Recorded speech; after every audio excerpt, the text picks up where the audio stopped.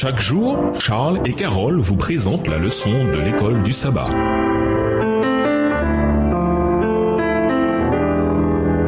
Bienvenue dans votre émission. Dieu nous parle. Nous voilà à la leçon de mardi, la prière de Daniel. Mais toi, quand tu pries, entre dans la pièce la plus retirée, ferme la porte et prie ton Père qui est dans le secret. Et ton Père qui voit dans le secret te le rendra. Matthieu 6, verset 6. Lisons Daniel 6, verset 10. Pourquoi Daniel ne se contente-t-il pas de prier tranquillement à l'abri des regards? Daniel 6, verset 10. Lorsque Daniel sut que le décret était écrit, il se retira dans sa maison où les fenêtres de la chambre supérieure étaient ouvertes dans la direction de Jérusalem. Et 3 fois le jour, il se mettait à genoux, il priait et il louait son Dieu comme il le faisait auparavant. Daniel est un vétéran en politique, mais surtout c'est un serviteur de Dieu. De ce fait, il est le seul membre du gouvernement qui peut comprendre ce qui se cache derrière le décret du roi. Pour Darius, le décret équivaut à une opportunité de renforcer l'unité du royaume. Mais pour les conspirateurs, il s'agit d'une stratégie pour se débarrasser de Daniel. Bien entendu, les véritables causes et motivations cachées de ce complot se situent dans le conflit cosmique entre Dieu et les forces du mal. À cette époque, 539 avant Jésus-Christ,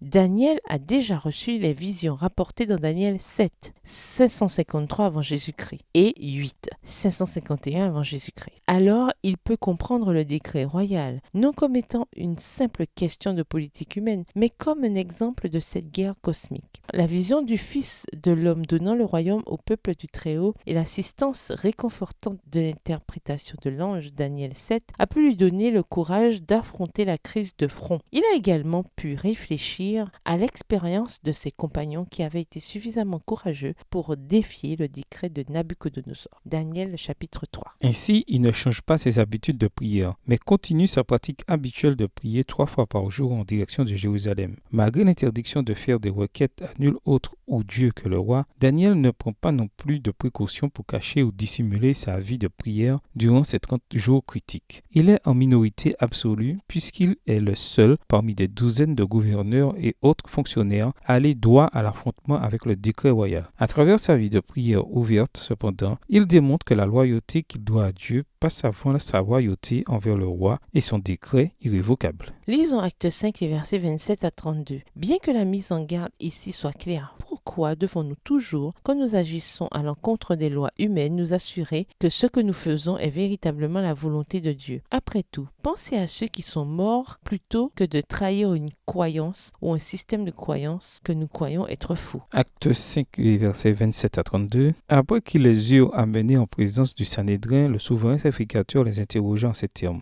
Ne vous avons-nous pas défendu expressément d'enseigner en ce nom-là? Et voici, vous avez rempli Jérusalem de votre enseignement et vous voulez faire retomber sur nous le sang de cet homme? Pierre et les apôtres répondirent, il faut obéir à Dieu plutôt qu'aux hommes. Le Dieu de nos pères a ressuscité Jésus que vous avez tué en le pendant au bois. Dieu l'a élevé par sa droite comme prince et sauveur pour donner à Israël la repentance et le pardon des péchés. Nous sommes témoins de ces choses, de même que le Saint-Esprit que Dieu a donné à ceux qui lui obéissent. Au revoir. Et à demain si Dieu veut.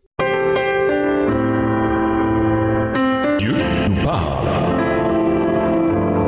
Chaque jour, Charles et Carole vous présentent la leçon de l'école du sabbat.